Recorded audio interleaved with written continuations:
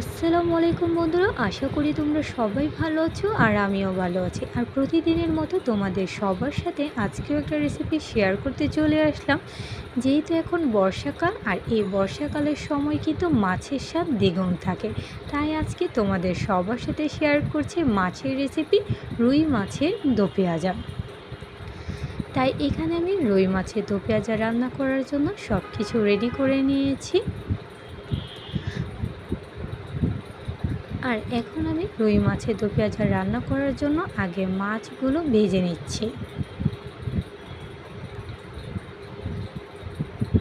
আমি একটু সামান্য মরিচ, হলুদ আর লবণ দিয়ে মাছগুলো ভেজে নিয়েছি।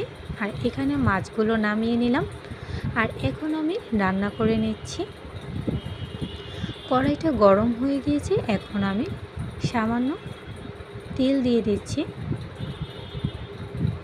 তেলটা গরম হয়ে গিয়েছে, এখন আমি পেঁয়াজ কুচিগুলো ছেড়ে দিচ্ছি।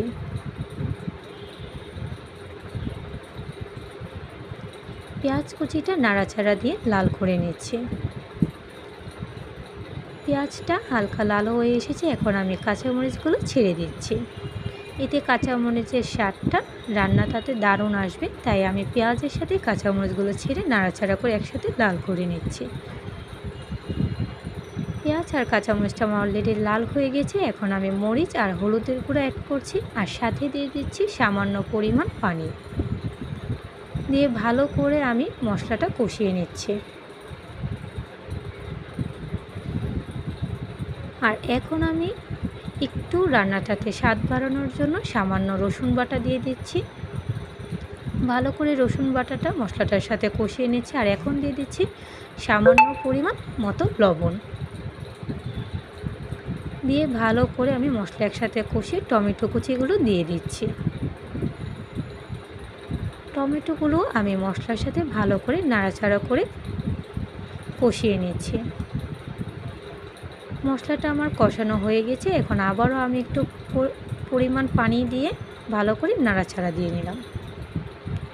এখন আমি আগে থেকে ভেজে রাখা রুই মাছগুলো ছেড়ে দিচ্ছি।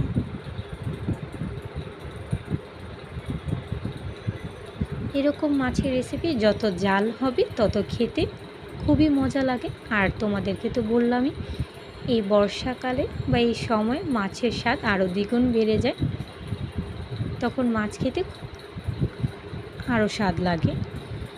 আমার মাছের দো পেঁয়াজাটা একদমই শেষের দিকে, তেল চলে আসলে আমি নামিয়ে নেব। আশা করি তোমাদের সবার কাছে আমার এই ভিডিওটা ভালো লেগেছে। অবশ্যই তোমরা লাইক কমেন্টে জানাবে কেমন লেগেছে। পুরো ভিডিওটার সাথে থাকার জন্য ধন্যবাদ। Thanks for watching my video. আল্লাহ হাফেজ।